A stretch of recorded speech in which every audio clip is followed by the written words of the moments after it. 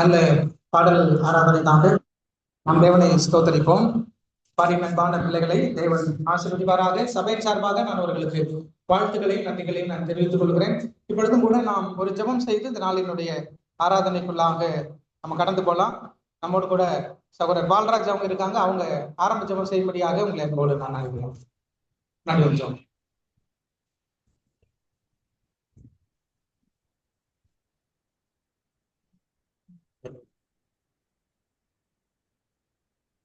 கொஞ்சம் ஜெபம் செய்வோம்.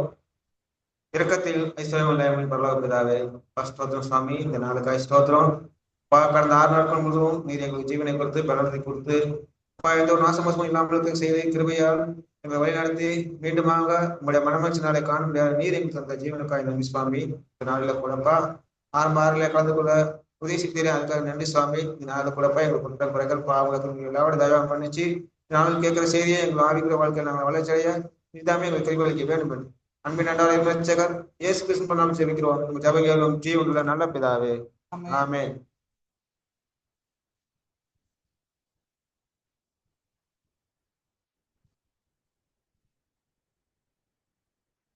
தேவனுடைய நல்ல நாமத்திற்கு ஸ்தோத்திரம் உண்டாவதாக. அருமையான ஓய்வு நாளிலும் இந்த ஓய்வு நாள் ஆரம்ப ஆராதனையில தேவனுடைய நாமத்தை தொழுகை செய்யக்கூடிய பாக்கியத்தை தேவன் மறுபடியுமாக நமக்கு கொடுத்திருக்கிறார். அதற்காக நாம் தேவனை ஸ்தோத்தரிப்போம். இந்த ஓய்வு நாளின் ஆரம்ப நேரமானது இன்றைக்கு இந்த ஓய்வு நாள் ஆரம்பம் 5:51 நமக்கு ஆரம்பித்திருக்கிறது.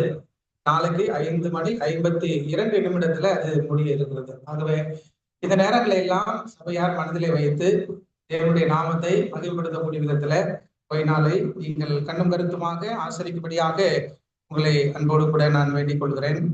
இதனாலும் நான் தேவனுடைய சத்தியத்தை படிப்பதற்குள்ளாக நம்ம கடந்து போலாம்.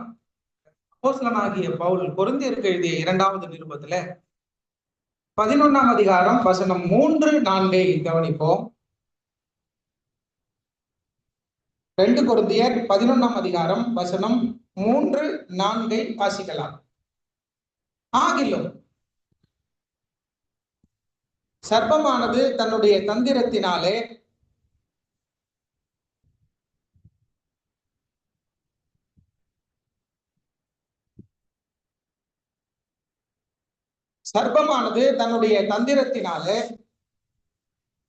ஏவாளை வஞ்சித்தது போல உங்கள் மனதும் கிறிஸ்துவை பற்றின உண்மையில் நின்று விலகும்படி கெடுக்கப்படுமோ என்று பயந்திருக்கிறேன். எப்படியெனில் உங்களிடத்தில் வருகிறவன் நாங்கள் பிரசங்கியாத வேறொரு இயேசுவை பிரசங்கித்தானால், அல்லது நீங்கள் பெற்றிராத வேறொரு ஆவியையும் நீங்கள் ஏற்றுக்கொள்ளாத வேறொரு சுவிசேஷத்தையும் பெற்றீர்களானால் நன்றாய் சகித்திருப்பீர்களே. பாருங்க, வசனம் எப்படி ஆரம்பிக்குது? சர்ப்பம் யாரை ஏமாத்துது? ஏவாளை ஏமாத்துறாங்க, சரிதானே? அப்ப ஏவாளை ஏமாத்துற மாதிரி யாரையும் ஏமாத்துறதுக்கு வாய்ப்பு இருக்குதான், நம்மளையும் ஏமாத்துறதுக்கு வாய்ப்பு இருக்கு. அதனால பவுல் என்ன பண்றாரு? கொஞ்சம் வருத்தப்படுறாரு, கஷ்டப்படுறாரு, சரிதானே? உண்மையை, கிறிஸ்துவை பற்றின உண்மையை நின்று உங்கள் மனதும் விலகும்படி கெடுக்கப்படுமோ என்று பயந்திருக்கிறேன். நம்ம பவுல் பயப்படுறாரு. ஏவாளை சாத்தான் ஏமாத்துற மாதிரி நம்மளையும் ஏமாத்துவான். சரி, எப்படி எத்தனை விதமான ஏமாற்றம் அல்லது எத்தனை விதமான வேறொரு விஷயத்த நமக்கு முன்னாடி போடுறதுக்கான வாய்ப்புகள் இருக்கிறது, அல்லது போட்டுட்டு இருக்காங்க. வசனம் 4 அதுக்கான பதில் இருக்கு. எத்தனை மாற்று விஷயங்கள், அல்லது எத்தனை போலியான விஷயங்கள், அல்லது எத்தனை வஞ்சனையான விஷயங்களை சாத்தான் கொண்டு வந்திருக்கான்னு சொல்லி வசனம் 4 சொல்றாரு. எத்தனை விஷயம்? 4. என்னென்ன 4? வசனத்தை கவனிச்சு பதில் சொல்லுங்க. வசனம் 4ல எத்தனை விஷயம்? 3 விஷயம்னு சொல்லி சொல்றாங்க. சர்ச்சில் 3 விஷயம்னு சொல்றாங்க. நீங்க ஜூம்ல 4ன்னு சொல்றீங்க. 3ன்னு சொல்றவங்க என்னன்னு சொல்லுங்க. 4ன்னு சொல்றவங்க என்னன்னு சொல்லுங்க. வேறொரு இயேசு, வேறொரு ஆவி, வேறொரு சுவிசேஷம். அப்ப எத்தனை இருக்கு? 3 தான் இருக்கு. சரிதானா? இப்ப 4 இல்ல. சரி, அப்ப நீங்க கவனிங்க. அப்ப 3 போலியான விஷயத்தை சாத்தான் கொண்டுட்டு வந்திருக்காங்க. என்னன்னா, வேறொரு ஆவி, வேறொரு இயேசு, வேறொரு சுவிசேஷம். சரிதானா? அப்போ இப்படி எல்லாம் அவன் வந்து ஆண்டவர் ஒண்ணு சொன்னா அதுக்கு மாற்று கருத்து அல்லது போலியான கருத்து அல்லது வஞ்சிக்கிற கருத்தை, ஏமாத்துற கருத்தை கொண்டு வந்து மக்கள்கிட்ட போட்டுருவான். இப்படிதான் வந்து ஏவாளை ஏமாத்திருக்கான். ஏவாளை எப்படி ஏமாத்தினான்னு உங்களுக்கு தெரியுமா? ஞாபகம் இருக்கா? வசனத்தை வாசிச்சு பாருங்க. ஆதியாகமம் 2ஆம் அதிகாரம் வசனம் 17. ஆதியாகமம் 2ஆம் அதிகாரம் வசனம் 17. சீக்கிரமா வாங்க, டக்கு டக்குன்னு வாசிக்கணும். சொன்ன உடனே பைபிள் எடுக்கணும். ஆனாலும் மைக் வச்சுக்கோங்க. ஜூம்ல இருக்கிறவங்களுக்கு காதுல கேட்கணும். எப்பயுமே மைக்ல தான் வாசிக்கணும். வேடிக்கையெல்லாம் பார்க்க கூடாது. கவனமா கவனிக்கணும். வசனம் எழுதணும். இங்க வரணும். இல்லாட்டி இங்க வந்து உட்காந்துங்க. மைக் வரலன்னா உட்காரலன்னா அங்கே உட்கார். ஆனாலும் நன்மை தீமை அறியத்தக்க விருட்சத்தின் கனியை புசிக்க வேண்டாம். நன்மை தீமை அறியத்தக்க விருட்சத்தின் கனியை புசிக்க வேண்டாம். அதை நீ புசிக்கும் நாளிலே சாகவே சாவாய் அப்படின்னு யாரு சொல்றா? நன்மை தீமை அறியத்தக்க விருட்சத்தின் கனியை சாப்பிடாத அப்படின்னு யாரு சொல்லி கொடுக்குறாங்க? தேவன். தேவன் சொல்றாரு. அதான் சொல்றேன்னா, தேவன் தானே சொல்றாரு சாப்பிடாத அப்படின்னு சொல்லி. இப்ப அதை சாப்பிடறனால என்ன நடக்குமா? பிசாசு அல்லது சாத்தான் இல்ல இதுக்கு ஒரு போலிய அல்லது ஒரு வஞ்சனைய, ஒரு தந்திரமான விஷயத்தை மனுஷனுக்கு முன்னாடி கொண்டு வந்து போடுவான். என்ன போடுறான்? வசனம் ஆதியாகமம் 3ஆம் அதிகாரம் 4வது வசனம்.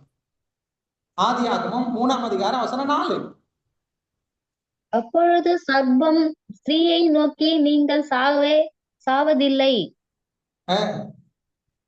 நீங்கள் இதை நாளிலே உங்கள் கண்கள் திறக்கப்படும் என்றும் நீங்கள் நன்மை தீமை அறிந்து தேவர்களைப் போல் இருப்பீர்கள் என்றும் தேவன் அறிவார் என்றார். Very good. இப்ப பாருங்க, என்ன சொல்றாங்க இங்க? சர்ப்பம் என்ன சொல்லுது? சாந்தா என்ன சொல்றான்? ஏசப்பா சொல்றாரு, நன்மை தீமை அறியத்தக்க விருட்சத்தின் கனியை நீ சாப்பிட்டீன்னா சாப்பிடுற நாள்ல என்ன ஆயிடுவ? செத்து போயிடுவேன்னு சொல்றாரு. ஆனா இவன் என்ன சொல்றான்? சாகவே சாவது இல்லை. ஐயா சொல்லுவதை கவனிங்கள், பிறகு நோட்ஸ் எடுங்கள். கவனிச்சுட்டே நோட்ஸ் எடுத்தீங்கன்னா தான் உங்களுக்கு வேலை போகும். ரைட் இல்லையா? ஓகே, பாருங்க இப்ப பாருங்க. அப்போ வந்து நீங்க புரிஞ்சுக்க வேண்டியது வந்து ஆண்டவர் சாகவே சாவாயின்னு சொல்றார். இவன் என்ன சொல்றான்? சாகவே சாவதில்லை அப்படின்னு சொல்றான். இப்ப ஏவாளம்மா ஏமாந்து போனாங்களா இல்ல தெளிவா சாத்தான ஏமாத்திட்டு வந்துட்டாங்களா? ஏமாந்து போயிட்டாங்க. அப்போ எப்பயுமே சாத்தான் ஆண்டவர் ஒரு விஷயத்த சொல்றாருன்னா இவன் ஒரு போலியான விஷயத்த சொல்லுவான், அல்லது மாற்று கருத்தை கொண்டுட்டு வருவான், அல்லது வஞ்சனையான ஒரு விஷயத்தை செஞ்சு மனுஷனை தூக்கிடுவான், அவன் பக்கம் இழுத்துருவான். இதுதான் சாத்தான் செய்யற வஞ்சனை. இதுதான் சாத்தான் கடவுளுடைய வார்த்தைக்கு வச்சிருக்கிற போலி அல்லது பொய் அப்படின்னு நம்ம புரிஞ்சுக்கிடணும். அப்படின்னா நீங்க பாருங்க, ஆண்டவர் எந்தெந்த விஷயம் எல்லாம் இந்த பூமியில சொல்லி கொடுத்திருக்காரோ அது அத்தனைக்கும் ஒரு மாற்று கருத்து அல்லது அத்தனைக்கும் ஒரு வஞ்சனை அல்லது அத்தனைக்கும் ஒரு ஏமாற்றக்கூடிய விஷயத்தை மக்கள்கிட்ட கொண்டு வந்து போடுவான். இதையெல்லாம் மக்கள் கேட்டு நம்பி வாழ்க்கை நடத்துவாங்க. இது அவங்களுக்கு தெரியாது. வேதம் படிக்கிற சத்தியம் படிக்கிற நம்பனா அதை புரிஞ்சுக்க முடியும். எல்லாரால இதை புரிஞ்சுக்க முடியாது. அப்படின்னா இன்னைக்கு என்னத்தை நம்ம படிக்க போறோம், என்னத்தை கத்துக்க போறோம்? ஏசப்பாவுடைய முக்கியமான ஒரு டாக்டரின் ஆண்டவர் நமக்கு சொல்லி கொடுத்துட்டு இருக்கிற முக்கியமான விஷயம் என்ன அப்படின்னா, இந்த கிறிஸ்தவ உலகம் இந்த நாட்கள்ல எந்த சம்பவத்தை எதிர்நோக்கி வாழ்ந்துட்டு இருக்கிறாங்க? 2ஆம் வருகை. ஆண்டவருடைய 2ஆம் வருகையை தான் கிறிஸ்தவ உலகம் எதிர்நோக்கி வாழ்ந்துட்டு இருக்கு. இப்ப அந்த விஷயத்துல வந்து சாத்தான் ஒரு பொய்ய போடுவானா? போலிய வைப்பானா? வாய்ப்பு இருக்கா? ஏன்னா எல்லாத்துக்குமே ஒரு போலியை வச்சிருக்கிறான், ஒரு மாற்று கருத்து வச்சிருக்கிறான், ஒரு பொய்யை வச்சிருக்கிறான், ஒரு வஞ்சனையை வச்சிருக்கிறான். அப்படின்னா இரண்டாம் வருகைக்கும் வஞ்சனையை வச்சிருக்கிறதுக்கு வாய்ப்பு இருக்கா இல்லையா? அதுதான் நம்ம இன்னைக்கு படிக்க போறோம். அப்போ என்ன நம்ம புரிஞ்சுக்க போறோம்? ஆண்டவருடைய இரண்டாம் வருகையை பத்தி நம்ம படிக்கிறது. அப்புறம் சாத்தான் எப்படி ஆண்டவருடைய வருகைக்கு ஒரு மாற்று கருத்து வச்சிருக்கிறான். அப்ப சாத்தானுடைய வருகை எப்படி இருக்கும் இந்த பூமியில, அதான் நம்ம படிச்சுட்டு போறோம்.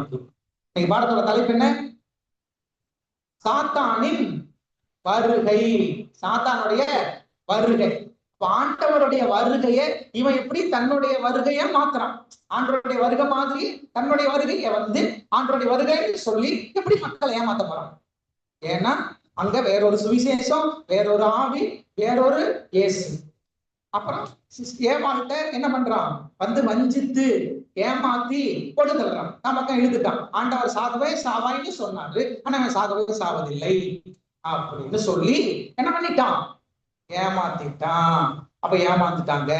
அப்ப இரண்டாம் வருகையிலையும் ஆண்டவர் எப்படி வருவார்னு சொல்லி இருக்கிற பொழுது இவன் அதை மாத்தி வேறொரு விஷயத்தை கொண்டு வந்து மக்கள்கிட்ட போடுறதுக்கு வாய்ப்பு இருக்கா? தாங்க படிக்க போறோம். அதான் படிக்க போறோம். உங்களுக்கு புரியுதா? ஜாடியும் புரியுதா? Okay, nice. சரி, கண்களை மூடி ஜெபம் செய்து இதனால என்னுடைய தியானத்துக்குள்ளாக நம்ம கடந்து போலாம். ஜெபம் செய்வோம். கிருபை நிறைந்த நல்ல பிதாவே, கருமையான வேலைக்காக நாங்கள் நன்றி செலுத்துகிறோம். இதனாலும் கூட என்னுடைய வேதாகமத்தில் இருக்கிற அதிசயங்களையும் ரகசியங்களையும் பார்க்கும்படி எங்களுடைய கண்களை திறக்கும்படியாக நாங்கள் வேண்டிக் கொள்கிறோம். உடைய பரலோக தயவு எங்களோடு இருந்து எங்களை ஆட்கொள்ள வேண்டுமாய் நாங்கள் வேண்டிக் கொள்கிறோம். சுவாமி, எங்களோடு இருந்து சத்தியங்களை நாங்கள் படித்துக் கொள்ள உதவி செய்யுங்க. எல்லாவற்றையும் கிறிஸ்துவின் மூலமாக வேண்டிக் கொள்கிறோம் நல்ல பிதாவே. ஆமென். ஓகே, படத்தோட தலைப்பு என்ன? சரி, எத்தனை பாயிண்ட் படிக்கலாம்? 7 பாயிண்ட் படிக்கலாம். 7 பாயிண்ட் படிக்கணும் இருக்குது. நேரம் கருதி எத்தனை பாயிண்ட் படிக்க முடியுமோ அத்தனை பாயிண்ட் படிச்சுட்டு வீட்டுக்கு போயிடலாம். சீக்கிரமா முடிக்க பாஸ்டர், பசிக்குது அப்படின்னா 5 பாயிண்டோட முடிச்சிடலாம். ரைட்டா? Okay, nice. வாங்க படிக்க போலாம். முதலாவது ஒரு விஷயத்த படிக்கலாம். எங்க? லூக்கா 9ஆம் அதிகாரம் வசனம் 26. இயேசு கிறிஸ்து எப்படி வருவாரு, இவன் எப்படி அதுக்கான ஒரு போலியை இந்த உலகத்துல வச்சிருக்கான் அப்படின்னு நம்ம படிச்சுக்கலாம். அப்பதான் இயேசு கிறிஸ்து சொல்றதுக்கும் இவன் எப்படி ஒரு பொய்ய சொல்லிட்டு இருக்கிறான். அவர் சாகவே சாவாயின்னு சொன்னா இவன் என்ன சொல்றான்? சாவதில்லை. ஆண்டவர் ஒரு சுவிசேஷம் சொன்னா இவன் என்ன சொல்றான்? வேற ஒரு சுவிசேஷம். இயேசு கிறிஸ்து ஒருத்தர் இருக்கிறாரு அப்படின்னா இவன் என்ன பண்றான்? ஊர்ல ஏசப்பா பைபிள்ல டிசம்பர் இருந்தா இருக்கா? உண்மையான ஏசப்பாவுக்கு பிறந்த நாள் இருக்கா பைபிள்ல? ஆனா வேற ஒரு இயேசுக்கு இந்த மாசம் பிறந்த நாள் இருக்கு, இந்த மாசம் பிறந்த நாள் இருக்கு இல்லையா? அது மாதிரிதான் இப்ப ஏசப்பா 2ஆம் முறையா இந்த உலகத்துக்கு வர்றேன்னு சொல்றது இவன் எப்படி மாற்று கருத்தெல்லாம் கொண்டுட்டு வர்றான். அப்ப ஏசப்பா சொல்ற விஷயம் என்ன, சாத்தான் சொல்ற விஷயம் என்ன, அப்படியே ஒரு அட்டவணை போட்டுக்கங்க. பொறுத்துக்க மாதிரி அப்படி பொருத்தி பார்த்துட்டு போயிட்டே இருக்கலாம். ரைட்? வாங்க முதலாவது வசனம் லூக்கா 9:26 வாசிங்க. என்ன குறித்தும்? என் வார்த்தைகளை குறித்தும். லூக்கா 9ஆம் அதிகாரம் வசனம் 26. என்னை குறித்தும் என் வார்த்தைகளை குறித்தும் எவன் வெட்கப்படுகிறானோ அவனை குறித்து மனுஷகுமாரனும் தம்முடைய மகிமையோடும் பிதாவின் மகிமையோடும் பரிசுத்த தூதர்களின் மகிமையோடும் வரும்போது வெட்கப்படுவார். பாருங்க, இங்க எத்தனை நபர்கள் வர்றாங்க, எப்படி வர்றாங்க, யார் யார் வர்றா, எப்படி வர்றாங்க? மனுஷகுமாரன் வர்றாரு. எப்படி வர்றாரு? பிதாவின் மகிமையோடு, அப்புறம் பரிசுத்த தூதர்களுடைய மகிமையோடு, அப்புறம் மனுஷகுமாரனும் இந்த பரிசுத்த தூதர்கள் தான் வர்றாங்களா? பிதா வர்றாரு. அப்ப அவரு யாரு எப்படி வர்றாரு? அங்க வசனம் இருக்கா மாதிரி? பிதாவின் மகிமையோடு, குமாரன் கவனிக்கணும், வசனத்தை கரெக்டா படி சொல்லணும். ரைட்? அப்போ மனுஷகுமாரன் அவருடைய மகிமையோடும் பிதாவுடைய மகிமையோடும் தூதர்கள் நம்முடைய மகிமையோடும் என்ன பண்றாங்க? இந்த பூமிக்கு வர்றதா சொல்றாங்க. அப்ப ஏசப்பாவுடைய வருகையில இப்படிப்பட்ட மகிமையோடு இவங்க எல்லாம் வருவாங்க. ரைட்டா? சரி, அப்படிதான் வசனம் சொல்லுது. மனுஷகுமாரன் தம்முடைய மகிமையோடும் பிதாவின் மகிமையோடும் பரிசுத்த தூதர்களின் மகிமையோடும் வரும்போது, பிதாவின் மகிமையோடு ஏசப்பா வருவாராம். தூதர்கள் பிதாவின் மகிமையோடும், அதாவது பரிசுத்த தூதர்களுடைய மகிமையோடும் ஏசப்பா வருவாங்க. சரிதானா? இப்படி வசனம் சொல்லுகிறது. இதுதான் செகண்ட் கம்மிங்ல ஏசப்பாவுடைய வருகையில இதான் நடக்கும். சாத்தா என்ன சொல்லிட்டு இருக்கான்? வசனம் 2 கொரிந்தியர் 11:14 வாசிங்க. அவன் எப்படி வராம இருக்க? 2 கொரிந்தியர் 11:14. அது ஆச்சரியம் அல்ல,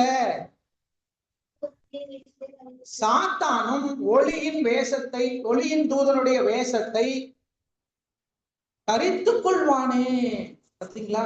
அது ஆச்சரியம் அல்ல, சாத்தானும் யாருடைய வேஷத்தை தரித்துக் கொள்ளுவான்? ஒளியின் தூதனுடைய வேஷத்தை தரித்துக் கொள்ளுவான். அப்ப அவனும் யாரு மாதிரி வர்றதுக்கு ரெடி ஆயிட்டு இருக்கான்? ஒளியின் தூதனுடைய ஒளியின் தூதனுடைய அந்த வேஷத்துல அவனும் என்ன செய்யறான்? ஒளியின் தூதன்னா ஏசப்பா மாதிரியே வருவதற்கு அவனும் ரெடி ஆகிறான், ஆயத்தப்படுறான். அது ஆச்சரியம் அல்ல, சாத்தானும் ஒளியின் தூதனுடைய வேஷத்தை தரித்துக் கொள்ளுவானே. தேவ தூதர்களுடைய வேஷத்தை அவனும் தரிச்சுக்குவான், ஏசப்பாவுடைய வேஷத்தை அவன் தரிச்சுக்குவான் அப்படின்னு சொல்லி நாம புரிஞ்சுக்கணும். எப்படி? அப்ப பாருங்க, ஒரு விஷயம் நம்ம புரிஞ்சுக்கிறோம். பிதாவின் மகிமையோடும் தூதர்களுடைய மகிமையோடும் ஏசப்பா என்ன செய்வாரு? தம்முடைய மகிமையோடும் என்ன செய்வாரு? இங்க வருவாரு அப்படின்னு இருக்கு. ஆனா இவன் என்ன பண்றான்? அதே மாதிரி ஒளியின் தூதனுடைய வேஷத்தை அவங்க எல்லாம் எப்படி வருவாங்களோ அத மாதிரி தானும் வரணும்னு ஒரு பிளான் பண்றான். அப்ப இங்க ஒரு வஞ்சனை இருக்கா இல்லையா? இங்க ஒரு போலி இருக்கா இல்லையா? அவன் ஏமாத்துறதுக்கு ட்ரை பண்றானா இல்லையா? பாருங்க. அப்ப இது ஒரு கருத்து ஒன்று. இன்னும் வேற என்ன விஷயங்கள்லாம் வச்சிருக்கிறான்? 2வது விஷயத்துக்கு போலாம் வாங்க. 2வது கருத்து யோபு 19ஆம் அதிகாரம் வசனம் 25.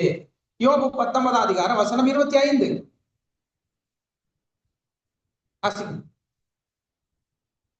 யோபு 19:25. என் மீட்பர் உயிரோடு இருக்கிறார் என்றும் அவர் கடைசி நாளில் பூமியின் மேல் நிற்பார் என்றும் நான் அறிந்திருக்கிறேன். பாத்தீங்களா? அப்போ ஏசப்பா இந்த பூமிக்கு வருகிற பொழுது, 2ஆம் முறையா இந்த பூமிக்கு வரும் பொழுது எங்க இருப்பாரு? பூமியில நிற்பாரா? அவர் கால் தரையில கூடாது அப்படின்னு இருக்கா? எங்க இருக்க? அந்த வசனத்துல இருக்கா? பூமியின் மேல் பூமியின் மேல் நிற்பார். பூமியில நிற்பாரா? பூமியின் மேல நிற்பாரா? பூமியின் மேல நிற்பாரு, பூமியில வரமாட்டாரு. புரியுதா உங்களுக்கு? அப்போ ஏசப்பா பூமியின் மேல் நிற்பார் அப்படின்னு சொல்லி வசனம் சொல்லுது. பூமியில அவருடைய கால என்ன செய்யாது? பதிக்காது அப்படிங்கறது அந்த வசனத்தை எடுத்து நம்ம புரிஞ்சுக்கிறோம். சரி, அடுத்து இப்போ அவன் என்ன வஞ்சனை வச்சிருக்கான்னு கவனிங்க. மத்தேயு 24ஆம் அதிகாரம் வசனம் 26. மத்தேயு 24 வசனம் 26. ஆகையால் அதோ வனாந்தரத்தில் இருக்கிறார் என்று சொல்வார்களானால் புறப்படாதிருங்கள், இதோ அறை வீட்டுக்குள் இருக்கிறார் என்று சொன்னால் நம்பாதிருங்கள். மின்னல் கிழக்கிலிருந்து தோன்றி மேற்கு வரைக்கும் பிரகாசிக்கிறது போல மனுஷகுமாரனுடைய வருகையும் இருக்கும். சரிங்களா? நம்ம புரிஞ்சுக்க வேண்டியது என்ன சொல்றாங்க? 26வது வசனத்தை மட்டும் நம்ம படிக்கும்போது சாத்தா என்ன செய்வான்ட்டு அங்க வசனம் இருக்கு. இதோ அவர் எங்க இருக்கிறாரா? வனாந்தரத்தில் இருக்கிறார், அப்புறம் அறை வீட்டுக்குள் இருக்கிறார் என்று சொல்லுவார்கள். அப்படின்னா யார் சொல்லுவா? யாரு சொல்லுவா? இதோ வனாந்தரத்துல இருக்காரு, இதோ அறை வீட்டுக்குள்ள இருக்காரு, இதோ அமெரிக்காவில் இருக்கிறாரு, இதோ லால்குடிக்கு வந்திருக்கிறாரு, அங்க பக்கத்துல திருச்சிக்கு சத்திரம் பஸ் ஸ்டாண்ட்ல இருக்கிறாரு அப்படின்ட்டு சொல்லுவாங்களா? அப்படின்னா நம்ம என்ன செய்யலாம்? போய் பார்க்கலாமா? வசனமே சொல்லுது. என்ன சொல்லுது? போகாதிருங்கள், நம்பாதிருங்கள். அப்போ ஆண்டவரே பரிசுத்த ஆவியானவரே வந்து நீ இதெல்லாம் நம்பாத அப்படின்னு சொன்னா, அப்ப சாத்தான் என்ன பண்ண போறான்னு அர்த்தம், சொல்ல போறான்னு அர்த்தம். அப்ப அவன் ஆண்டவருடைய வசனத்துக்கு ஒரு போலியான, ஆண்டவருடைய வருகைக்கு ஒரு போலியான ஒரு மாற்று கருத்தை, ஒரு மாற்று விஷயத்தை அவன் செய்யறதுக்கு ரெடி ஆயிட்டு இருக்கான். ரைட்டுங்களா? அப்ப நம்ம என்ன புரிஞ்சுக்கிடணும், ஏசப்பா வரும் பொழுது எங்கதான் நிப்பானா, பூமியில மேலதான் நிப்பாரு. அப்புறம் எப்படி அறைக்குள்ள வந்து உட்கார்ந்து இருப்பாரு, எப்படி ஒரு காட்டுல வந்து உட்கார்ந்து இருப்பாரா, தனியா போய் காட்டுக்குள்ள உட்கார்ந்து இருப்பாரா? ஆனா வசனம் என்ன சொல்லுது, 27 என்ன வாசிங்க, இதோ இதோ மின்னல் கிழக்கிலிருந்து தோன்றி மேற்கு வரைக்கும் பிரகாசிக்கிறது போல. இல்ல, அப்போ ஏசப்பா வரும் பொழுது மின்னல் எப்படி மேற்குல இருந்து தோன்றி கிழக்கு வரைக்கும், அல்லது கிழக்கு இருந்து தோன்றி எப்படி மேற்கு வரைக்கும் பிரகாசமா இருக்குதோ, அதை எல்லாரும் பார்க்க முடியுமா, பார்க்க முடியாதா? மின்னலை பார்க்கலாமா, பார்க்க முடியாதா? சரி, அறை வீட்டுக்குள்ள இருந்தா, வீட்டுக்குள்ள ரூமுக்குள்ள பூட்டிக்கிட்டு உட்கார்ந்து இருந்தா தெரியாது. பாத்தீங்களா? அப்ப ஆண்டவருடைய வருகையில் இருக்கிற விஷயம் என்ன, சாத்தான் செஞ்சிருக்கிற தந்திர என்ன, இதோ அறை வீட்டுக்குள்ள இருக்கிறார், அப்புறம் வனாந்திரத்துல இருக்கிறார், காட்டுல உட்கார்ந்து இருக்காரியா அப்படின்னு சொன்னா எல்லாரும் பார்க்க முடியுமா? ஆனா ஆண்டவருடைய வருகைய நீங்க புரிஞ்சுக்கணும். புரியுதுங்களா உங்களுக்கு? அவர் மேகத்துல, அதாவது பூமியின் மேலதான் நிற்பார், பூமிக்கு கீழே வந்து வரமாட்டார், அறை வீட்டுக்குள்ள வரமாட்டார், வந்து வனாந்தரத்துக்குள்ள போக மாட்டார். ரைட்டா? வானத்திலே இருப்பார், எல்லாரும் அவரை பார்க்கலாம். ரைட்டா? அப்படிதான் வசனம் சொல்லுது. அப்ப ஆண்டவர் சொல்லுகிற சத்தியத்திற்கு புறம்பாக ஒரு மாற்று கருத்தை, ஒரு வஞ்சனையை யார் வைத்திருப்பது? 2ஆம் வருகையில் அந்த வஞ்சனை இருக்கா? நீங்க புரிஞ்சுக்கணும். நீங்க எதுக்காக இந்த உலகத்துல காத்திருக்கிறீங்க? ஆண்டவருடைய 2ஆம் வருகைக்கு. அப்ப 2ஆம் வருகை பத்த ஒரு தெளிவு உங்கள்ட்ட இருக்கா? இந்த தெளிவெல்லாம் இருந்தா தான் நீங்க ஏமாந்து போக மாட்டீங்க. இல்லாட்டினா ஏவாலே மாத்திட்டான். நேருக்கு நேரா கிறிஸ்துவோடு தொடர்புல இருந்த, பேசிக் கொண்டிருந்த, தூதர்களோடு தொடர்புல இருந்து பேசிக் கொண்டிருந்த ஆதாம் ஏவாளுக்கே அவன் ரூட்டை போட்டான் அப்படின்னா, நம்மளுக்கு ரூட்டை போடுறதுக்கு எவ்வளவு நேரம் ஆகும்? அப்ப நம்ம எதுல தெளிவா இருக்கணும்? விஷயத்துல தெளிவா இருக்கணும். 2வது விஷயம், முதல்ல என்ன படிச்சோம்? யாக்கரை கழிக்கலாம் கரெக்டா பதில் சொல்லணும். ஏசப்பா 2ஆம் முறையா வரும்போது தூதர்களுடைய மகிமையோடும், பிதாவின் மகிமையோடும், தம்முடைய மகிமையோடு வருவார். ஆனா இவன் எப்படி வருவான்?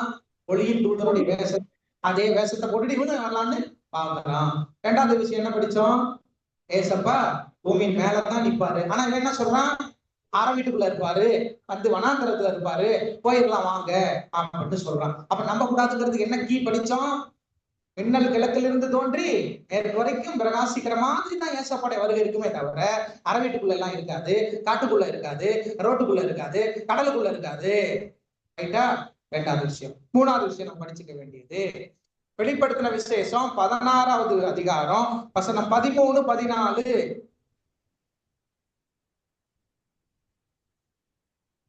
அப்பொழுது வலுசர்ப்பத்தின் வாயிலும்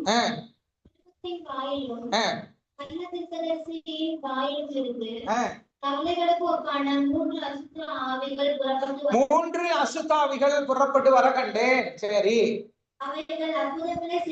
அவைகள் என்னத்தை செய்யற பிசாசோட ஆவியா?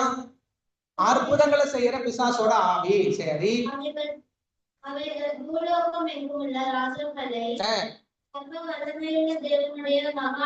சர்வ வல்லமையுள்ள தேவனுடைய, நல்லா கவனிங்க அணி, நல்லா கவனிச்சு வாசினாலி, மகா நாளில் நடக்கும் யுத்தத்திற்கு கூட்டி சேர்க்கும்படி. எப்போ அங்க யுத்தம் நடக்குதுன்னு சொல்லுது? அங்க எப்போ யுத்தம் நடக்குமா? மகா நாளில். மகா நாள்னா மகா நாளில்னா என்ன அர்த்தம்? 2ஆம் வருகை. 2ஆம் வருகை எப்படி இருக்கும்? அந்த சூழல் எப்படி இருக்கும்? யுத்தம் நடப்பது போல, அங்க யுத்தம் நடக்கிற அந்த நிகழ்வு, யுத்தத்துல நடக்கிற அந்த நிகழ்வுகள் மாதிரியே இங்க பூமியில ஏசப்பாவுடைய வருகை நாள்ல நடக்கும். சண்டை வந்தா, போர் வந்தா எப்படி 2 நாடுகளுக்கு இடையே நடக்கிற போர் வந்தா எப்படி இருக்குமோ அப்படிதான் இருக்கும் அன்னைக்கு. இதுதான் ஆண்டவருடைய வருகை நாள்ல நடக்கக்கூடிய விஷயம். ஆண்டவருடைய மகா நாளில் நடக்கின்ற யுத்தத்திற்கு அவன் கூட்டி சேர்க்க போயிட்டு இருக்கிறான். அவன் கூட்டி சேர்க்கட்டும். ஆனா யுத்தம் எப்ப நடக்கும்? மகா நாள்ல யுத்தம் நடக்கும். ஆனா சாத்தா என்ன பண்ணிட்டு இருக்கிறான்? நீங்க கவனிக்கணும். சாத்தா என்ன பண்ணிட்டு இருக்கிறான்? வெளிப்படுத்தின விசேஷம் 12ஆம் அதிகாரம் வசனம் 17. வெளிப்படுத்தின விசேஷம் 12ஆம் அதிகாரம் வசனம் 17. அப்பொழுது வருஷமானது ஸ்திரீயின் மேல் கோபம் கொண்டு தேவனுடைய கற்பனைகளை கை கொள்கிறவர்களும் இயேசு கிறிஸ்துவை குறித்த சாட்சியை உடையவர்களும் ஆகிய அவர்களுடைய சந்ததியான மற்றவர்களுடைய யுத்தம் பண்ண போயிட்டான். அப்ப சாத்தான் எப்ப யுத்தம் பண்ணிட்டு இருக்கான்? சாத்தான் எப்ப இருந்து அவனு 2ஆம் வருகையில யுத்தம் பண்றானா, இல்ல அதுக்கு முன்னாடி யுத்தம் பண்ணிட்டு இருக்கானா? முன்னாடியே யுத்தம் பண்ணிட்டு இருக்கிறான். ஆண்டவர் யுத்த நாள் என்று ஒன்றை வைத்திருந்தால் இவனும் ஒரு யுத்தத்தை வச்சிருக்கிறான். அது 2ஆம் வருகையில இல்ல, அதுக்கு முன்னாடியே அவன் கூடுதலை பாக்குறான். புரிஞ்சுக்க முடியுதா? ஆண்டவர் ஒரு சத்தியம் வச்சிருக்காருன்னா இவன் என்ன பண்றான்? ஒரு சத்தியத்தை வச்சு இப்படி எல்லாம் நடந்துகிட்டு இருக்காங்கிறதுக்கான உதாரணம் தான் இந்த வசனம். புரியுதுங்களா? அப்ப சாத்தான் நம்மளை ஏமாத்துவான் அப்படிங்கிறத நீங்க புரிஞ்சுக்கிடணும். அதுல 2ஆம் வருகையிலேயே அந்த விஷயத்த வச்சிருக்கான் அப்படிங்கிறத நம்ம புரிஞ்சுக்கணும். சரி, 3ஆவது விஷயம். 4ஆவது விஷயத்துக்கு போகலாம். வாங்க. 2 பேதுரு 3ஆம் அதிகாரம் வசனம் 10. 2 பேதுரு 3ஆம் அதிகாரம் வசனம் 10 வாசிக்க. கர்த்தருடைய நாள் இரவிலே திருடன் வருகிற விதமாய் வரும்.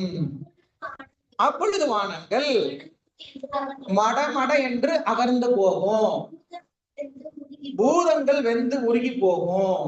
அது என்ன பூதம்? பூதங்கள் வெந்து அழிந்து போகும். பூதமா? என்ன பூதம்? வானம், பூமி, நீர், நெருப்பு, ஆகாயம். சொல்றாங்க பாருங்க. பாருங்க, பஞ்சபூதங்கள் சொல்றாங்கல்ல, இது பஞ்சபூதம். புரியுதுங்களா உங்களுக்கு? அதான் வசனம் போடுறாங்க. சரி, இப்ப வானங்கள் மடமடம் என்று அகன்று போகும், பூதங்கள் வெந்து எரிந்து போகும், பூமியும் அதில் உள்ளவைகளும் எரிந்து அழிஞ்சு போயிடும். அப்போ உலகமே எப்படி இருக்கும்? அழிஞ்சு போகும். எப்படி அழியும்? எரிஞ்சு அழியும். அப்ப எரியணும்னா என்ன இருக்கணும்? நெருப்பு இருக்கணும். நெருப்பு இருக்கணும். நெருப்பு எங்க இருக்கும்? வரும். பூமியும் அதனுடைய கிரியைகளும் எரிந்து அழிந்து போகும். அப்படின்னா நெருப்பு எங்க எரியும்? பூமியில எரியும், கீழே எரியும். அப்படித்தானே? பூமியில எரியும்னா எங்க எரியும்? கீழே எரிஞ்சிட்டு இருக்கோம். எல்லாம் நம்ம கண்ணால பாக்குறப்ப எல்லாம் தீயா கிடக்கும். யுத்தம் நடக்குதுயா, போடுறான் குண்டு இல்ல, மிசல்ல போடுறான், மிசல்ல விட்டு போட்ட உடனே எங்க தீ பிடிச்ச குண்டு வெடிச்சு எரியுது. என்ன அங்க எரியுதுன்றாங்க, அது கிணறு எரியுதுன்றாங்க, ஆஸ்பத்திரியில போட்டாங்கிறாங்க, அங்க ராணுவ கிடங்குல போட்டாங்கிறாங்க. எல்லாம் பூமியில தான் என்ன பண்ணுது? தீ பிடிச்சு எரியுது. அப்போ ஆண்டவருடைய வருகையிலும் பூமி என்ன பண்ணும்? தீ பிடிச்சு எரியும். எரியும். இவன் என்ன ரூட்டை போட்டுருக்கான்னு பாக்கலாமா? பாருங்க, இவன் என்ன ரூட்டை போடுறான்? மத்தேயு 24ஆம் அதிகாரம், வெளிப்படுத்தின விசேஷம் 13ஆம் அதிகாரம் வசனம் 12, 13. வெளிப்படுத்தின விசேஷம் 13ஆம் அதிகாரம் வசனம் 12, 13. இவன் என்ன ரூட்டை போடுறான் பாருங்க. அது முந்தின மிருகத்தின் அதிகாரம் முழுவதையும் அது முன்பாக நடப்பித்து சாவுக்கு ஏதுவான காயம் ஆற சொஸ்தமடைய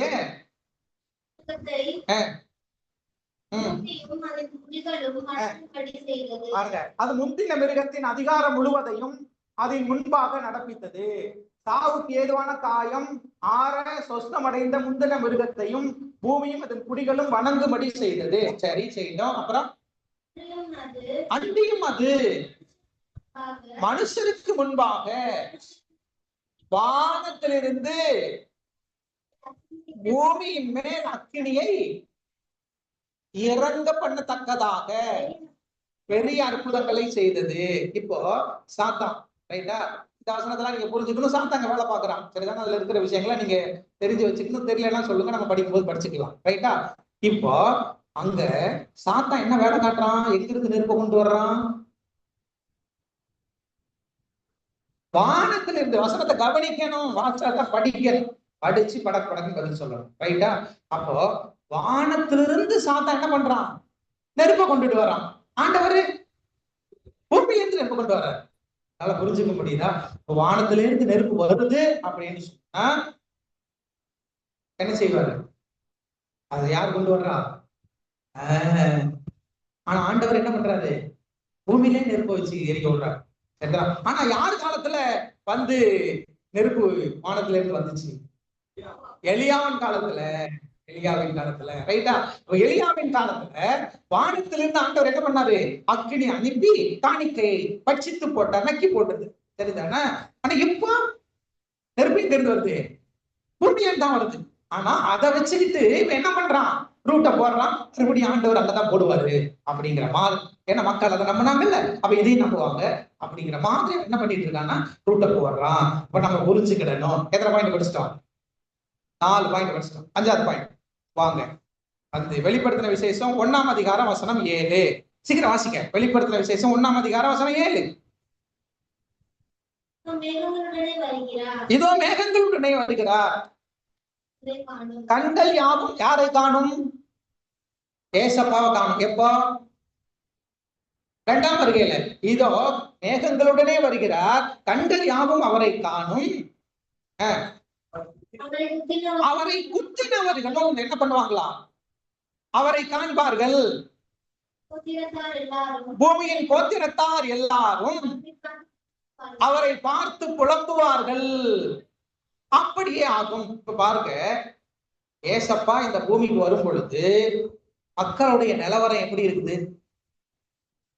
மக்கள் எப்படி இருக்காங்க? சந்தோஷமா இருக்கிறாங்களா? இல்ல சந்தோஷம் இல்லாம ஏதாவது ஒரு வேலையை செஞ்சுட்டு இருக்காங்களா? என்ன செய்யறாங்க? வசனத்தை கவனிக்கணும். வசனம் தான் அழுவார்கள், புலம்புவார்கள். எல்லாரும் பூமியின் சகல கோத்திரத்தாரும் என்ன செய்வாங்களாம்? பூமியில் இருக்கிற கோத்திரத்தை எல்லாரும் அவரை பார்த்து புலம்புவாங்க. அப்ப புலம்புவாங்கன்னு என்ன அர்த்தம்? புலம்புறதுன்னா என்ன அர்த்தம்? வேதனைப்படுறாங்க, அழுகுறாங்க. இல்ல அழுகையும் புலம்பலும் பற்கடிப்பும் அங்கே இருக்கும் அப்படின்னு ஆண்டவர் சொல்றார். இப்ப ஏசப்பா வரும் பொழுது பூமியில இருக்கிற எல்லா ஜனங்களுக்கும் அங்கே சகல கோத்திரத்தாரும் பார்த்து புலம்புவார்கள் அப்படின்னு சொல்லி வேதம் சொல்லுகிறது. சரி இருக்கட்டும். சரி, இப்ப இவன் என்ன ரூட்டை போடுறான் அதுக்கு? இப்ப இடையில ஆண்டோடைய ஜனங்கள்லாம் புலம்பிட்டு இருப்பாங்களா? அதை நீங்க புரிஞ்சுக்கணும். சகல கோத்திரத்தார் என்ன பண்ணுவாங்களாம்? ஏசப்பாடைய வருகையில புலம்பிட்டு இருப்பாங்க. சரி, இப்ப இங்க என்ன நடக்குது? இன்னொரு விஷயத்தை கவனிக்கணும். அவன் என்ன போலி வச்சிருக்கிறான்? மத்தேயு 24, 23, 24. மத்தேயு 24, 23, 24. சீக்கிரம். மத்தேயு 24 வசனம் 23, 24. அப்பொழுது இது கிறிஸ்து இங்கே இருக்கிறார், அதோ அங்கே இருக்கிறார் என்று எவனாகிலும் சொன்னால் நம்பாதீங்க முதல்ல. ஏனெனில் கள்ள கிறிஸ்துகளும் கள்ள தீர்க்கதரிசிகளும் எழுப்பி கூடுமானால் தெரிந்து கொள்ளப்பட்டவர்களையும் வஞ்சிக்கத்தக்கதாக பெரிய அடையாளங்களையும் அற்புதங்களையும் செய்வான். பாத்தீங்களா? இங்க சாத்தா என்ன ரூட்டை போடுறான்? ஆண்டவர் வரும்போது 2ஆம் வருகையில சகல ஜனங்களும் குழப்புவாங்கன்னு சொல்லி இருக்கிறாங்க. இங்க என்ன நடக்குது? இங்க என்ன நடக்குது? அடையாளமும் அற்புதமும் செஞ்சுட்டு இருக்கான். அப்ப அடையாளங்களும் அற்புதங்களும் நடக்கும் பொழுது மக்களுடைய மனநலம் எப்படி இருக்கும்? அற்புதம்னா என்னது? இது அற்புதம். உங்களுக்கு தெரிஞ்ச அற்புதம் சொல்லுங்க. ஏதாவது உங்களுக்கு தெரிஞ்ச அற்புதம் எது? ஏதாவது அற்புதம் சொல்லுங்க. கண்ணு தெரியும்னா கண்ணு தெரியும், அற்புதம் தானே. இப்போ கண்ணு தெரியாதவனுக்கு கண்ணு தெரிஞ்சிச்சுன்னா புலம்புவானா? எப்படி இருப்பான்? சந்தோஷமா இருப்பான். உங்களால புரிஞ்சுக்க முடியுதா? எழுந்து போனவங்கெல்லாம் சரி கொண்டு வர மாதிரி விஷயங்கள் நடக்கும்னு சொல்றாங்க, பாப்போம். இப்ப இறந்து போனவங்க எல்லாம் கொண்டு வர்றது ஒரு அற்புதம் தானே. இப்ப இப்படி நடக்கும் பொழுது புலம்புவாங்களா? புலம்புவாங்களா? இல்ல சந்தோஷமா இருப்பாங்களா? சந்தோஷமா இருப்பாங்க. அப்ப ஏசப்பா வருகிற பொழுது சகல கோத்திரத்தாலும் புலம்புவார்கள்னு வசனம் சொல்லுது. ஆனா இவன் என்ன ரூட்டை போட்டு வச்சிருக்கிறான்? ஏன்டா புலம்புற? நான் வந்தா சந்தோஷம்டா, நான் வந்தா மகிழ்ச்சிடா, அதிசயத்தை பண்ணுவேன், அற்புதத்தை செய்வேன் அப்படின்னு சொல்றான். அப்ப அதிசயம் அற்புதம் நடக்கிற பொழுது மக்கள் சந்தோஷம் அடைவார்களா புலம்புவார்களா? சந்தோஷம் தான் படுவாங்க. வித்தியாசம் உங்களுக்கு புரியுதா? எப்படி ஆண்டவர் ரூட்டு போட்டு வச்சிருக்கிறாரு, சாத்தான் இப்படி ரூட்டு போட்டு வச்சிருக்கிறான் உலகத்துல. அப்ப இன்னைக்கு உலகத்துல எதெல்லாம் மக்கள் விரும்புறாங்க? சந்தோஷத்தை தான் விரும்புறாங்க, அடையாளத்தையும் அற்புதத்தையும் தான் விரும்புறாங்க. அப்ப அடையாளம் அற்புதம் அப்படின்னு வந்துட்டாங்க, மக்கள் ஒரே சந்தோஷம். ரைட்டா? எத்தனை பாயிண்ட் படிச்சுக்கலாம்? 5 பாயிண்ட் படிச்சுட்டோம். போதுமா? 2 படிச்சிடலாமா? படிக்கலாமா? போலாமா? படிச்சிடலாம். Okay, nice. பாருங்க, முதல்ல சொல்லுங்க, எத்தனாவது முதல் பாயிண்ட் என்ன படிச்சோம்? மகிமையோட வருவாரு. இவன் என்ன செய்வான்? ஒளியின் தூதனுடைய வேஷத்துல வருவான். 2வது என்ன படிச்சோம்? பூமியின் மேல நிப்பாரு ஏசப்பா. இவன் என்ன பண்ணுவான்? அரை வீட்டுக்குள்ள இருக்கிறேன், காட்டுக்குள்ள இருக்கிறேன், வீட்டுக்குள்ள இருக்கிறேன், வாங்க அப்படின்னு சொல்லி கூப்பிடுறான். 2. 3வது, அங்க மகா நாள்ல அங்க யுத்தம் நடக்குது. 2ஆம் வருகையில தான் யுத்தம் நடக்கணும் ஆண்டவர் சொல்றாரு. சரிதானே? அவருடைய யுத்தம் உலகம் முழுக்க. இப்ப எல்லாம் நடக்கிற யுத்தம் ஏதோ ஒவ்வொரு நாட்டுல தான் நடக்குது. உலகம் முழுக்க என்ன இல்ல யுத்தம் இல்ல. ஆனா இவன் என்ன பண்றான்? யுத்தத்தை இப்பயே ஆரம்பிச்சிருக்கான். தேவனுடைய ஜனங்கள் யுத்தம் பண்ணிட்டு இருக்கிறான். ரைட்டா? 3. 4வது விஷயம் என்ன படிச்சான்? சொல்லுமாடி.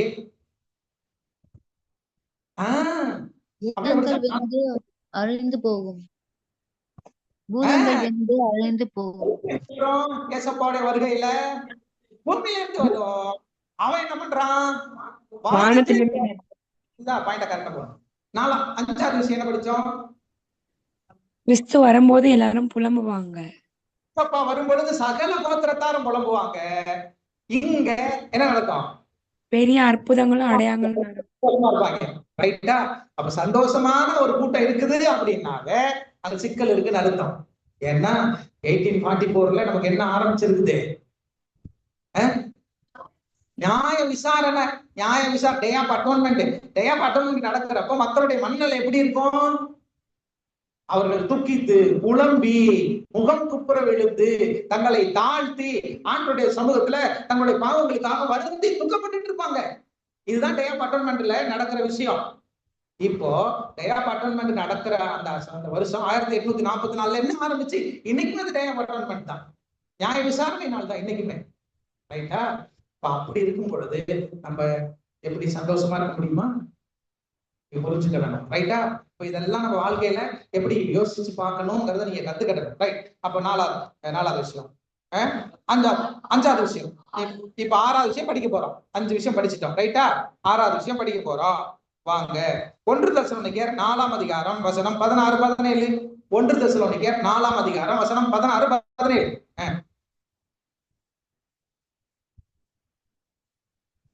ஆசுங்க பாருங்க, ஐயா போட்டாரு, நீங்க அதை பசங்க படிக்க மாட்டீங்க. மைக் வச்சு வாசிமா. ஏனெனில் ஆரவாரத்தோடும் சத்தத்தோடும் தேவ எக்காலத்தோடும் வானத்திலிருந்து இறங்கி வருவார். அப்பொழுது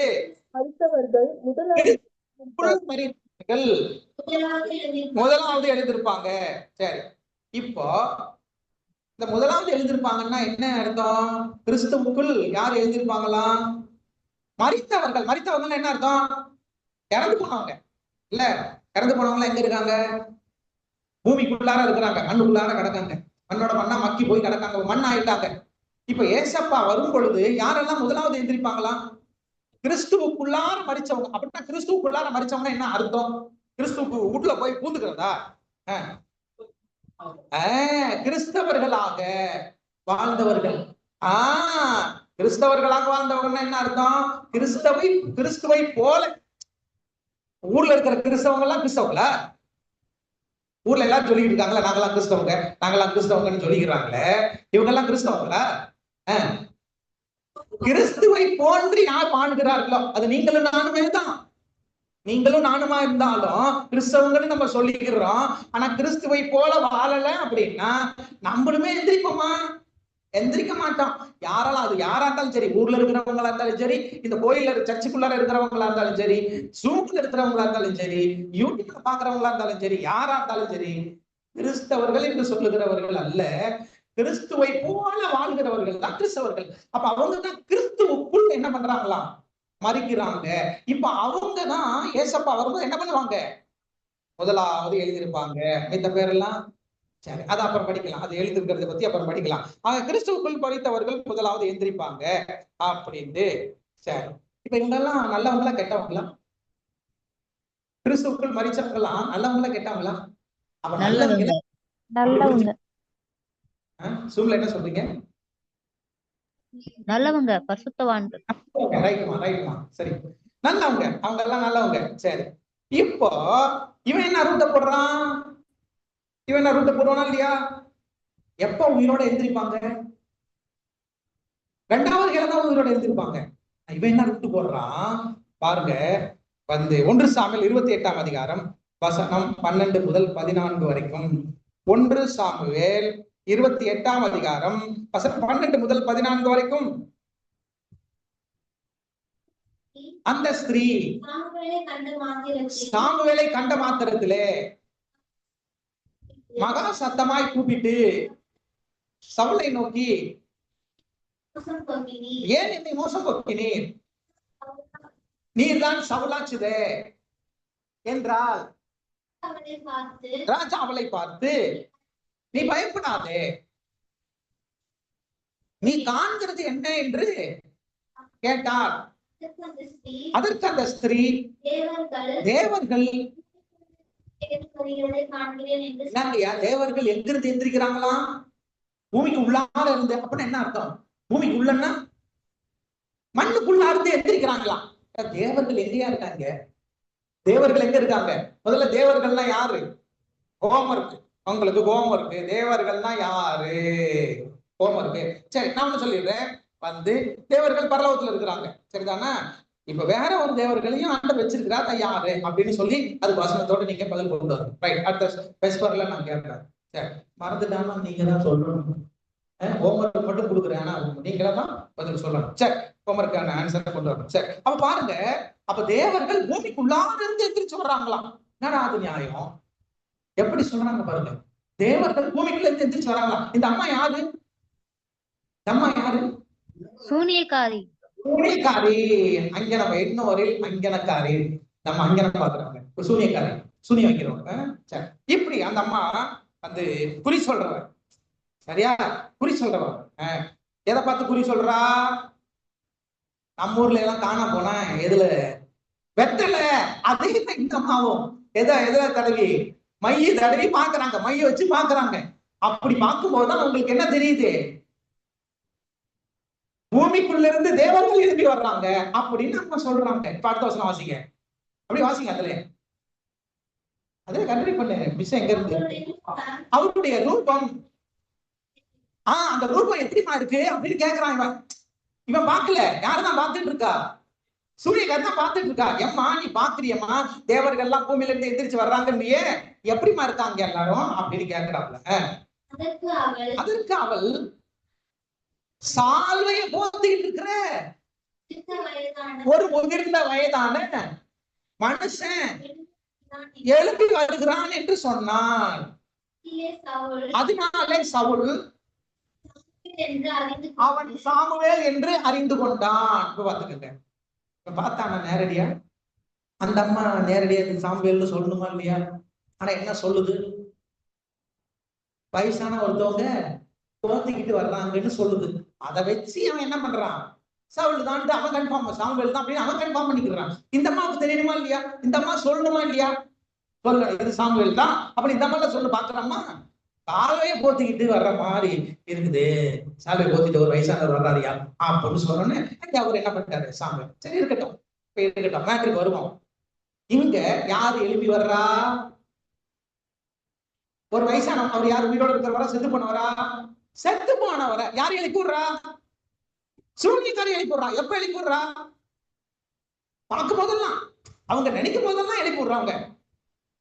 இப்ப நினைக்கும் போதெல்லாம் செத்து போனவங்க பூமியில இருந்து வந்து நம்ம கிட்ட பேசுவாங்களா? அப்ப இவன் என்ன ரூட் போடுறான்? பேசுவாங்கன்னு போடுறான். அப்போ ஏசப்பா 2ஆம் முறை தாண்டா செத்து போனவங்க எல்லாம் கிறிஸ்துவுக்குள் மரிச்சவங்க எல்லாம் உயிரோட இருந்திருப்பாங்கன்னு அவரு பாடம் போட்டு வச்சிருந்தா, அவர் ரூட் போட்டு சத்தியம் சொல்லி வச்சுக்கிட்டு இருக்கா. இவன் என்ன ரூட்ட போடுறான்? அப்பெல்லாம் கிடையாதுப்பா. யாரும் என்ன பண்ணலாம்? எப்பனா எந்திரிக்கலாம். செத்து போனவங்க எந்திரிக்க முடியும் அப்படின்னு ரூட் போடுறாங்க இல்லையா? இது போலியா நிஜமா? வஞ்சனையா இல்ல சத்தியமா? வஞ்சனை. அப்ப சத்தியத்துக்கு ஒரு வஞ்சனைய சாத்தான் எப்பயுமே வச்சிருப்பான். அப்ப மரித்தவர்களுக்கு இந்த உலகத்துல ஏசப்பா வருகிற பொழுதுதான் எந்திரிப்பாங்க. கிறிஸ்துவுக்குள்ள மரிச்சவங்க, நல்ல கிறிஸ்தவங்க, உண்மையான கிறிஸ்தவங்க ஏசப்பா வரும்போதுதான் எந்திரிப்பாங்க. ஆனா இவன் என்ன பண்றான்? தீர்க்கதரிசிகிட்ட போனீங்கன்னா என்ன படாபடா விஷயமா வச்சிருக்காங்க. தீர்க்கதரிசிகிட்ட சொல்றாங்க படிக்கும் போது, யாரெல்லாம் அவங்களுக்கு பிரியமானவர்கள் செத்து போயிருந்தார்களோ அல்லது எந்த அப்போஸ்தலர்கள் எல்லாம் உங்களுக்கு பிரியமானவங்களோ அவங்க எல்லாம் எந்திரிச்சு வந்து உங்ககிட்ட பேசுவாங்களாம். தீர்க்கதரிசி சொல்றாங்க, லாஸ்ட் டே ஈவென்ட்ஸ் படிச்சுவாங்க. ரைட்டா? அந்த மாதிரி எந்திரிச்சு வந்து என்ன பண்ணுவாங்களாம்? உங்களுக்கு பிரியமானவர்கள் பேசுவார்கள். நான் தான் இன்னாரு, எங்க அப்பா இறந்து போயிட்டாருன்னா எனக்கு பிரியமானவர் எங்க அப்பா அப்படின்னா சவர்னா வந்து, அப்பா ஏன்னா சசிகுமார் என்ன பண்ற? ஏன்டா அந்த போலூர்ல வந்து வேலை பார்த்துருக்க? ஏன்டா நம்ம வீட்டு விட்டு வந்துட்ட? இப்படிலாம் என்ன கேட்பாரான். அதெல்லாம் இல்ல, நம்பாதடா, நீ வந்துடுற நம்ம வீட்டுக்கு, ஏன்டா அங்க போற? இப்ப நான் என்ன செய்வேன்? என் அப்பா வந்துட்டாருடா. இப்போ நான் பைபிள் படிச்சிருக்கிறதுனால நான் என்ன சொல்ல முடியும்? நான் என்ன சொல்லுவேன்? அப்பா இப்போ சாத்தானே, அப்பா வந்து சாத்தான்னு சொல்ற. புரியுதா உங்களுக்கு? அப்ப நாம புரிஞ்சுக்க வேணும். அப்போ இந்த உலகத்துல செத்து போனவங்க மாதிரி சாத்தான் என்ன பண்றான்? இந்த நாட்கள்லயே 2ஆம் வருகைக்கு முன்னாடியே ரூட்டை போட்டு வச்சிருக்கிறான்னு ஆண்டவர் சத்தியம் சொல்றார். தீர்க்கதரிசிட்ட நம்ம விவரமா போய் படிங்க. முதல்ல ஆரம்ப சத்தியம் இப்படிதான் படிக்கணும். அப்புறம் தான் தீர்க்கதரிசி என்ன சொல்றாங்க நம்ம என்ன செய்யலாம், அது ஒரு நாளைக்கு நம்ம படிக்கலாம். சரி, அப்ப எத்தனை பாயிண்ட் படிச்சுட்டோம்? 6 பாயிண்ட். கடைசி பாயிண்ட் படிச்சு முடிச்சிடலாம். வெளிப்படுத்துற விசேஷம் 16ஆம் அதிகாரம் 13, 14. வெளிப்படுத்துற விசேஷம் ஏற்கனவே படிச்சிருக்கோம். இப்ப வேற ஒரு கருத்துல அதை பார்க்க போறோம். சீக்கிரம். அப்பொழுது வலுசற்பத்தின் வாயிலும் மிருகத்தின் வாயிலும் கள்ள தீர்க்கதரிசியின் வாயிலும் இருந்து தவளைகளுக்கு ஒப்பான 3 அசுத்தாவிகள் புறப்பட்டு வர கண்டு, அவைகள் அற்புதங்களை செய்கிற அவைகள் பிசாசுகளின் ஆவிகள், அவைகள் பூலோகம் எங்கும் உள்ள ராஜாக்களை சர்வ வல்லமையுள்ள தேவனுடைய மகா நாளில் நடக்கும் யுத்தத்திற்கு கூட்டி சேர்க்கும்படிக்கு. இப்ப கவனிங்க, சொல்றேன் வந்து அவைகள் அற்புதங்களை செய்கிற பிசாசுகளின் ஆவிகள், அவைகள் பூலோகம் எங்கும் உள்ள ராஜாக்களை சர்வ வல்லமையுள்ள தேவனுடைய மகா நாளில் நடக்கும் யுத்தத்துக்கு கூட்டி சேர்க்கும்படி புறப்பட்டு போகிறது. பாருங்க, ஏசப்பாவுடைய 2ஆம் வருகை நாட்கள்ல சாத்தான் என்ன செய்வானா? அந்த 3 அசுத்தாவிகளை வச்சுக்கிட்டு அற்புதங்களை செய்வான். ஆனா ஏசப்பா 2ஆம் முறை வரும்போது என்ன செய்வாரு? வசனம் மார்க் 13:27. மார்க் 13:27. மார்க் 13:27. சீக்கிரம். அப்பொழுது அவர் தம்முடைய தூதரை அனுப்பி தாம் தெரிந்து கொண்டவர்களை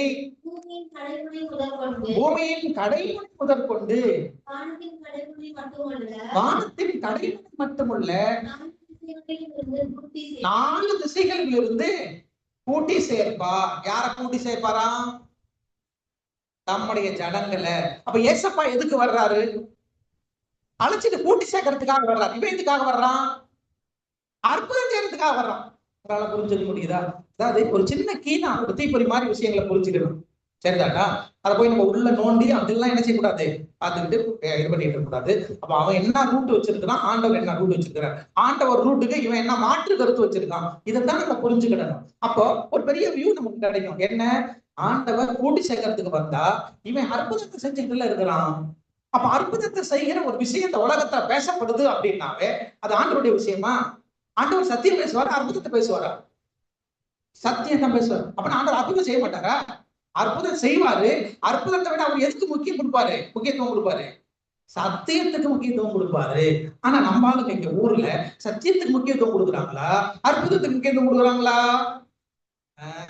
நீங்க புரிஞ்சுக்கிடணும். ரைட்டா? அப்ப எத்தனை கருத்து படிச்சிட்டோம்? 7 கருத்து படிச்சிட்டோமா? வாங்க ரிவைஸ் பண்ணுங்க. ஃபர்ஸ்ட் என்ன படிச்சோம்? ஃபர்ஸ்ட் ஒருத்தரா சொல்லுங்க. குமாரன் தன்னுடைய மகிமையிலும் பிதாவின் மகிமையிலும் அவன் ஒளியின் பரிசுத்தாவியானவர் மகிமையிலும் வருவார். இரண்டாவது பிசாசு ஒளியின் வேஷத்தை தரித்துக் கொள்வான். அவன் என்ன பண்ணுவானா?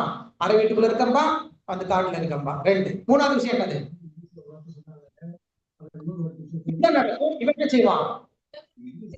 மகா நாளில் யுத்தம் செய்வார்கள். அப்படின்னு இவன் இப்பயே ஆரம்பிச்சான். 4வது விஷயம் என்னது? பூமியில இருந்து நெருப்பு வரும் ஆண்டவருடைய வருகையில, அவன் வானத்துல இருந்து நெருப்பு கொண்டு வரும். 4. 5வது விஷயம் என்னது? சகல கோத்திரத்தாரும் புலம்புவாங்க ஏசப்பா வருகையில, இவன் சந்தோஷம் அற்புதங்களை செஞ்சு சந்தோஷப்படுத்துவான். 5. 6வது விஷயம் 2ஆம் வருகையில தான், ஏசப்பாவோட வருகையில தான் மரிச்சவங்க எந்திரிப்பாங்க, கிறிஸ்துக்குள்ள மரிச்சவங்க. ஆனா அவன் இப்ப என்ன பண்றான்? இப்பயே எந்திரிக்கலாம் அப்படின்னு ரூட்டை போட்டுட்டு இருக்கான். சரி, அடுத்து கடைசியா அவன் ஆண்டவர் கூட்டி சேர்க்கறதுக்காக வராரு. இவன் சரி, அப்ப இதெல்லாம் புரியுதா உங்களுக்கு? இதெல்லாம் யாருடைய வருகையில, யார் வருகைக்கு போலியான ஒரு வருகையை வச்சிருக்கா? ஆண்டவருடைய வருகைக்கு ஒரு போலியான வருகை. அதான் சாத்தானுடைய வருகை நம்ம படிக்கிறோம். ஆண்டவருடைய வருகை இல்லை இது. சாத்தானுடைய வருகை எப்படி இருக்குங்கிறதா நமக்கு பாயிண்ட். இப்போ இதை யாரு புரிச்சுக்குவா? அதை மட்டும் படிச்சுட்டு முடிக்கலாம். அப்போ 1 கொரிந்தியர் 2ஆம் அதிகாரம் வசனம் 11-12. 1 கொரிந்தியர் 2ஆம் அதிகாரம் வசனம் 11-12. இது யாருக்கு விளங்கும்? யாருக்கு விளங்கும்? இது யாருக்கு புரியும்?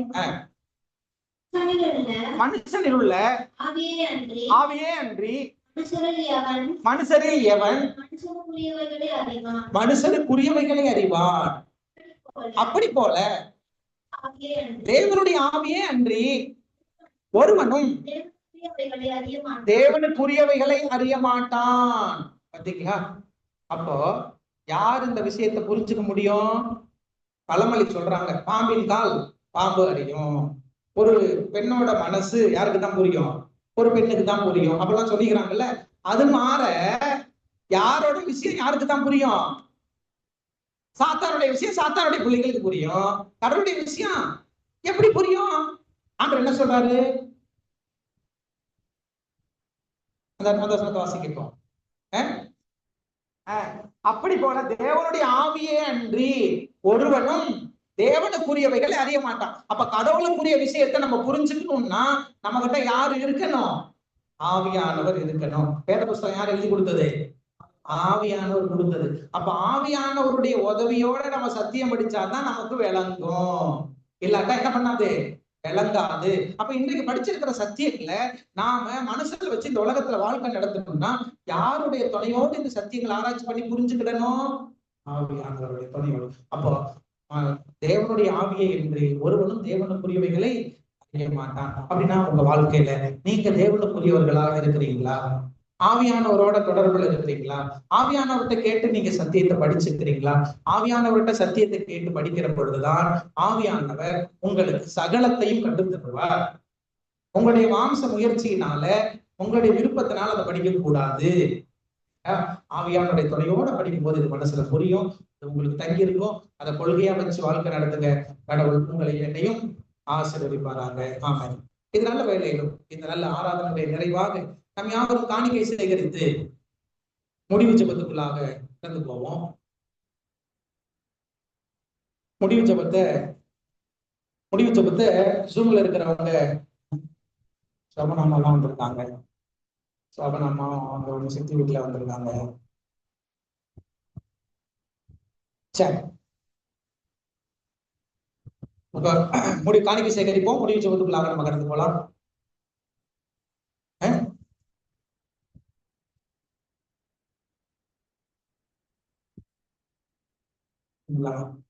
ஐயா சிவசன் அவங்க இருக்காங்க, கொஞ்சம் சொல்ல பண்றீங்களா?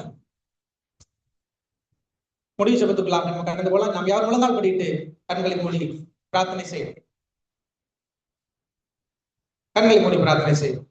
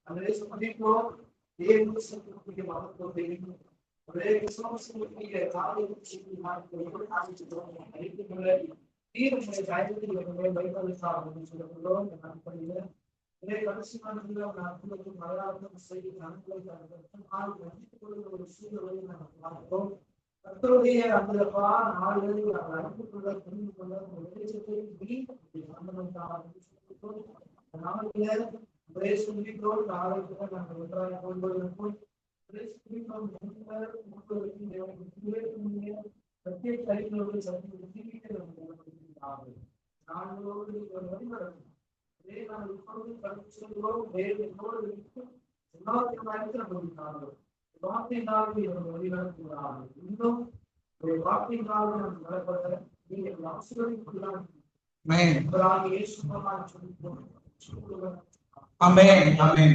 என் ஆத்துமாவே கர்த்தரை ஸ்தோத்திரி, என் முழுவதுமே அவருடைய பரிசுநாமத்தை ஸ்தோத்திரி. என் ஆத்துமாவே கர்த்தரை ஸ்தோத்திரி, அவர் செய்த சகல உபகாரங்களையும் மறவாதே. ஆமென். நம்முடைய பிதாவாகிய தேவனுடைய அன்பும் கர்த்தராகிய இயேசு கிறிஸ்துவினுடைய கிருபையும் பரிசுத்த ஆவியானவருடைய ஐக்கியமும் சமாதானமும் பாதுகாவலும் வழிநடத்துதலும் இன்றும் இன்றும் சதா சர்வ காலங்களிலும் நம் யாவரோடும் நம்முடைய குடும்பங்களோடும் தடைப்பட்டு போன நம்முடைய குடும்பங்களோடும் உலகளாவிய அளவில் இருக்கிற திருச்சபையின் பிள்ளைகளோடும் சத்தியத்தை அறியாமல் வாழ்ந்து கொண்டிருக்கிற ஒவ்வொரு தைனவரோடும் குடும்பங்களோடும் சதா சர்வ காலங்களிலும் இருப்பதாக. ஆமென். எல்லாருக்கும் ஆண்டவருடைய நாமத்தினாலே வாழ்த்துக்கள். கடவுள் உங்களை ஆசீர்வதிப்பாராக. நாம் யாவரும் சோதரமா எல்லாருக்கும் சோதரம். சூழ்நிலை இருக்கிற எல்லாருக்கும் ஆண்டவருடைய நாமத்தினாலே வாழ்த்துக்கள். இன்னைக்கு புதிதாக நம்மோடு கூட இந்த ஜூம்ல பரிணாமா இருக்கிறாங்க. அவங்களையும் மற்ற பிள்ளைகளையும் கூட நான் அன்போடு கூட நான் வாழ்த்துக்கிறேன். கடவுள் உங்களை ஆசீர்வதிப்பார். சத்தியங்களை நீங்க தொடர்ந்து படிங்க. மறுபடியும் நாளைக்கு காலையில 9:30 மணிக்கு நாம பாடல் ஆராதனையில ஒருவர் சந்திப்போம். அது வரைக்கும் தேவனுடைய தெய்வங்கள் யாவரும் ஆட்கொண்டு வழி நடத்துவதாக. யாவருக்கும் போய் நாள் வாழ்த்துக்கள். இரவு வணக்கம். வணக்கம். சோத்திரமா? சோத்திரங்க. சரிங்கம்மா, சரிங்கம்மா. கட்சி அட்டன் பண்ணீங்களா?